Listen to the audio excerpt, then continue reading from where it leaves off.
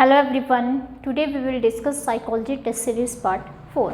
So our first question is goal gradient in problem solving was proposed by. यहाँ पे बोला गया है कि एक कंसेप्ट है गोल ग्रेडियंट का प्रॉब्लम सॉल्विंग में, वो किसने प्रपोज किया है. ऑप्शन है यहाँ पे कोहलर, हल, ब्रिच एंड वुडवर्थ. तो यहाँ पे राइट आंसर रहेगा हल.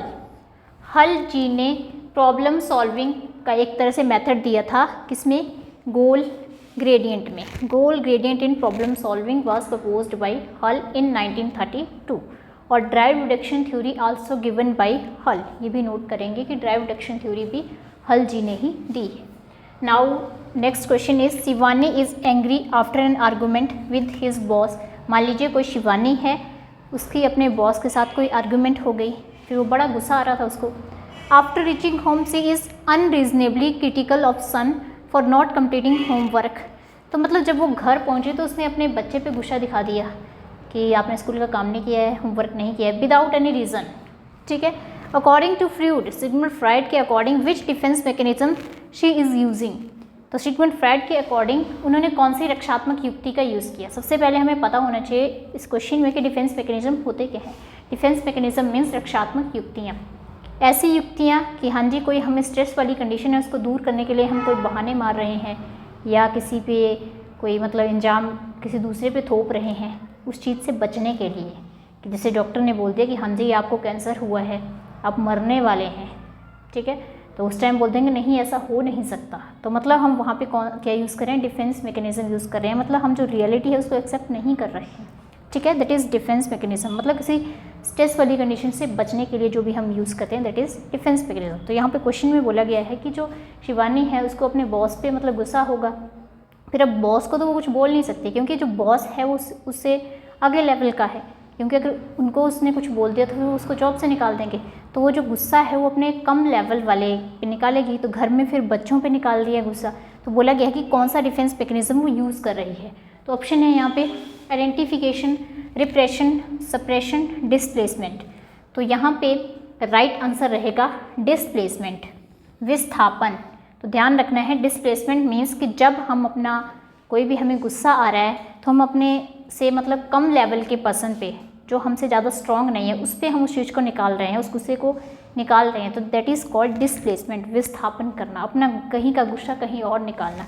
पर निकालेंगे उसी व्यक्ति पे जो हमसे थोड़ा वीक होगा. ठीक है. अदर ऑप्शंस देखेंगे यहाँ पे जैसे आइडेंटिफिकेशन. आइडेंटिफिकेशन मतलब अपनी एक पहचान. तो आइडेंटिफिकेशन एक ऐसी डिफेंस मैकेनिज्म है, इसमें जैसे फॉर एग्जांपल मान लीजिए कोई पर्सन है खुद कुछ भी नहीं करता है, वो बोलेगा कि हाँ जी मेरे पापा पुलिस में हैं. खुद उसने कुछ भी नहीं किया ज़िंदगी में, अपने पापा का धौंस जमाएगा कि हाँ जी मेरे पापा के पास इतनी ज़मीन है, इतने पैसे हैं. तो मतलब खुद की कमी को छुपाने के लिए वो किसी और से खुद को रिप्रेजेंट कर रहा है. That is called identification. Identification एक तरह का डिफेंस मैकेनिज्म है. ठीक है. तो इस तरह का क्वेश्चन अराइज होता है कि हाँ जी हम अपनी कमी को छुपाने के लिए जब हम किसी दूसरे को के अकॉर्डिंग दूसरे के नाम पे खुद को नाम देते हैं तो दैट इज़ कॉल्ड आइडेंटिफिकेशन. उसी तरह यहाँ पे अदर ऑप्शन है रिप्रेशन. रिप्रेशन मीन्स दमन. अब ये जो रिप्रेशन है यह अनकॉन्शियस लेवल पे चलेगा, अनकॉन्शियस लेवल पे काम करेगा. मान लीजिए रिप्रेशन दमन का मतलब हुआ कि जैसे कोई व्यक्ति है उसको बहुत गुस्सा आ रहा है, किसी बात पे उस व्यक्ति को बड़ा गुस्सा आ रहा है पर वो कुछ बोल नहीं रहा है, उस गुस्से को दबा रहा है. दबा किस तरीके से रहा है, बड़े गुस्से वाले वे में. ठीक है. कि हाँ जी गुस्सा आया अंदर से, अंदर ही अंदर खाई जा रही है कोई चीज़. ठीक है. तो वो है रिप्रेशन. तो वो होगा अनकॉन्शियस लेवल पे, कॉन्शियस लेवल पे नहीं है वो. ठीक है ना. तो फिर उससे उसी व्यक्ति को नुकसान हो रहा है. भले ही वो यहाँ पे ये वाला डिफेंस मैकेनिज्म यूज़ कर रहा है, उसको गुस्सा तो बड़ा आ रहा है उस व्यक्ति की, मार दो इसको, पर वो बोल नहीं रहा है कुछ भी. ठीक है. वो उस गुस्से को दबा रहा है अंदर ही अंदर, अंदर ही अंदर पता नहीं क्या क्या बोल रहा होगा बट फिर भी थोड़ा दबा रहा है उस गुस्से को. दैट इज़ रिप्रेशन, दमन. तो ये होगा अनकॉन्शियस लेवल पे, आपने ध्यान रखना है. ठीक है. नेक्स्ट है यहाँ पे सप्रेशन. सप्रेशन मीन्स समन. सप्रेशन करेगा कॉन्शियस लेवल पे काम. तो इनमें आपने डिफरेंस ध्यान रखना है कि रिप्रेशन क्या है, सप्रेशन क्या है. सप्रेशन करेगा कॉन्शियस लेवल पे काम. वही बात है कि किसी व्यक्ति को गुस्सा आ रहा है किसी बात पे, किसी ने कुछ बोल दिया, बड़ा गुस्सा आ रहा है, बट ये जो सप्रेशन वाला व्यक्ति है ये क्या करेगा, ये उस गुस्से को ऐसा नहीं करेगा कि दबा रहा है अंदर ही अंदर. वो या तो मेडिटेशन करेगा कि हाँ जी मेडिटेशन करेगा, अच्छा अच्छा चलो कोई बात नहीं, या फिर 1 2 3 काउंटिंग करेगा कि ठीक है कोई बात नहीं.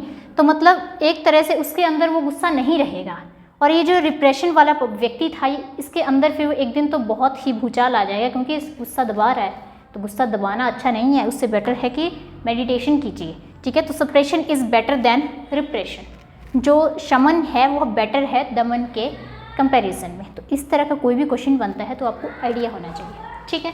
Now move to next question. As per national education policy 2020 the 10+2 structure of school curricula is to be replaced by which curricular structure. जो नेशनल एजुकेशन पॉलिसी हमारी 2020 में बनी है, तो उससे पहले जो करिकुलर स्ट्रक्चर था दैट इज़ 10+2, उसको किससे रिप्लेस किया गया, उसकी जगह कौन सा करिकुलर स्ट्रक्चर अब फॉलो करने के लिए बोला गया है। ऑप्शन है यहाँ पे 3+3+5+4, second option 5+3+3+4, third option 3+5+4+4 and last option 5+3+2+4। तो यहाँ पे राइट आंसर रहेगा according to national education policy 2020 5+3+3+4 जो स्ट्रक्चर है वो स्कूल करिकुलम में ऐड करने के लिए बोला गया है, ठीक है। तो आपको पता होना चाहिए 5+3+3+4 इसका मतलब क्या है। तो 5 से बोला गया है फाउंडेशन स्टेज, 3 को बोला गया है प्रिपरेटरी स्टेज, नेक्स्ट 3 को बोला गया है मिडल स्टेज एंड लास्ट 4 को बोला गया है सेकेंडरी स्टेज।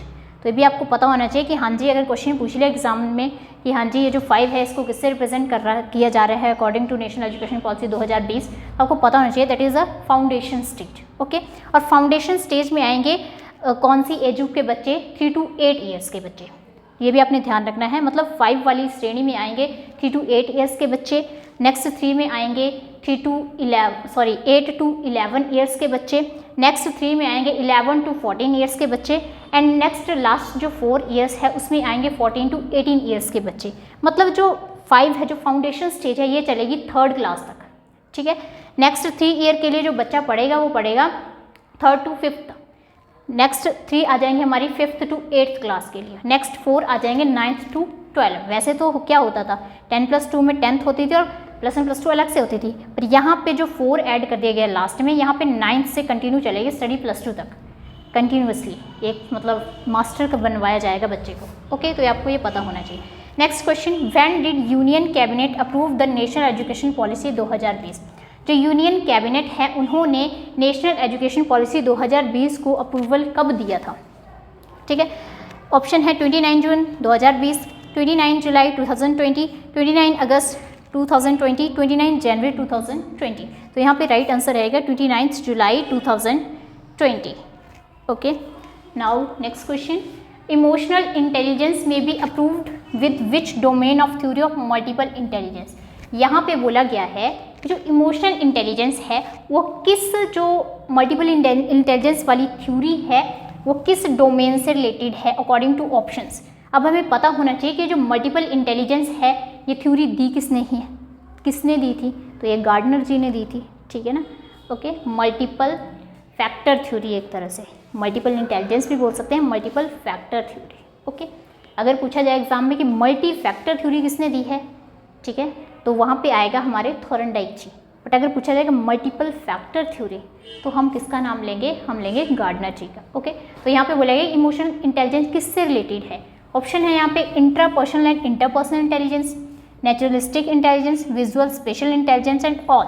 तो यहाँ पे राइट आंसर रहेगा intrapersonal intelligence and interpersonal intelligence. तो ये इंट्रापर्सनल और इंटरपर्सनल इंटेलिजेंस हुआ क्या, देखो इंट्रापर्सनल इंटेलिजेंस वो वाली इंटेलिजेंस हुई जिसमें हम मतलब खुद के बारे में थॉट ले रहे हैं, इमोशनली खुद के बारे में सोच रहे हैं कुछ भी, ठीक है, खुद तक ही जो सीमित है चीज़। और इंटरपर्सनल हो गया जब हम किसी दूसरे की इमोशंस को समझ रहे हैं, या जैसे इंटरपर्सनल इंटेलिजेंस जैसे टीचर हो गया, बच्चों को पढ़ाएगा तो उनके इमोशंस की भी वैल्यू कर रहा है कि हाँ जी ये बच्चा क्या सोच रहा है, इसको समझ आ रहा है नहीं आ रहा है, ठीक है। तो उसमें कौन सी इंटेलिजेंस है, इंटरपर्सनल इंटेलिजेंस। इंट्रा होगी खुद आइडिया लगा रहे हैं अपने बारे में, ठीक है। तो इमोशनल इंटेलिजेंस किससे एसोसिएटेड है, interpersonal and intrapersonal intelligence, okay. Next question, which is backbone of all development. यहाँ पे बोला गया कि मेन बैकबोन सभी डेवलपमेंट की है क्या। ऑप्शन है यहाँ पे बॉडी, ब्रेन, इमोशन, ऑल। तो यहाँ पे राइट आंसर रहेगा इमोशंस। तो इमोशन जो हमारे संवेग होते हैं that are backbone of all development. देखो यहाँ पे बॉडी भी दिया गया है, ब्रेन भी दिया गया है, ऑल भी लिखा है, तो मैक्सिमम तो इसको ऑल ही करेंगे, बट यहाँ पे ऑल नहीं आएगा। क्यों, देखो इमोशंस को बोल दिया बैकबोन ऑफ ऑल डेवलपमेंट। क्यों बोला गया इसको, देखिए अगर हम इमोशनली स्टेबल हैं तो हमारी बॉडी भी अच्छे से वर्क करेगी, हमारा ब्रेन भी अच्छे से काम करेगा। बट अगर हम इमोशनली अनस्टेबल हैं तो हमारी बॉडी भी कुछ नहीं कर पाएगी उस टाइम, दिमाग तो फिर काम करना ही बंद कर देगा। ठीक है, that's why emotion is regarded as backbone of all development. Now move to next question which is master emotion. बोला गया है कि सबसे मास्टर इमोशन कौन सा है। ऑप्शन है यहाँ पे हैप्पीनेस, वरी, एंगर, फियर। तो यहाँ पे राइट आंसर रहेगा फियर। डर जो होता है that is a master emotion, क्योंकि देखो जो डर है, अगर कोई सिचुएशन है हमारे सामने, अगर हम डर गए तो फिर कुछ भी नहीं कर पाएंगे। पेपर लगा हुआ है, डर गए तो गलत हो जाएगा, कुछ कोई इंटरव्यू चला हुआ है वहाँ पे डर गए, गलत हो जाएगा। कोई टीच कर रहे हैं वहाँ पे मतलब हमें फियर हो गया तो फिर गलत ही निकलेगा मुँह से। ठीक है ना, तो मतलब हैप्पीनेस भी नहीं कंसीडर किया गया, वरी भी नहीं, एंगर भी नहीं, तो fear is considered as master emotion. Now last question, which statement about cognition emotion is correct. यहाँ पे बोला गया है कि जो संज्ञान और संवेग के रिगार्डिंग जो यहाँ पे स्टेटमेंट्स दी गई हैं कौन सी इसमें करेक्ट है। ऑप्शंस हैं cognition and emotion are intertwined and affected of each other. Cognition and emotions are intertwined and affected of each other, कि जो हमारा संज्ञान और जो संवेग है क्या ये एक दूसरे से मतलब लिंक्ड हैं और एक दूसरे को अफेक्ट मतलब एक दूसरे को प्रभाव डालते हैं या नहीं डालते हैं। Next, cognition and emotion are processes independent of each other, क्या ये एक दूसरे से अलग हैं मतलब इंडिपेंडेंटली काम कर रहे हैं। Cognition affect emotion but emotion don't affect cognition, क्या जो हमारा संज्ञान है वो हमारे संवेगों को इमोशंस को अफेक्ट कर रहा है और जो इमोशंस है वो संज्ञान को अफेक्ट नहीं कर रहे हैं। नेक्स्ट ऑप्शन, क्या हमारे जो इमोशंस हैं वो संज्ञान को अफेक्ट कर रहे हैं बट जो संज्ञान है वो इमोशंस को अफेक्ट नहीं कर रहा है। तो यहाँ पे राइट आंसर रहेगा first, cognition and emotion are intertwined and affected of each other, क्योंकि जो हमारा संज्ञान और इमोशन है दैट आर लिंक्ड, उनमें रिलेशन है। देखो दिमाग भी हमारा तभी काम करेगा जब हम इमोशनली स्टेबल होंगे, थोड़ी देर मैंने पहले बोला। ठीक है, अब इमोशंस ही सही नहीं है तो फिर कॉग्निशन क्या काम करेगा, हम सोच ही नहीं पाएंगे कुछ नहीं। इमोशनली अगर वीक हो गए, ठीक है ना, तो cognition and emotions are intertwined and affected of each other. So, thanks for watching the video.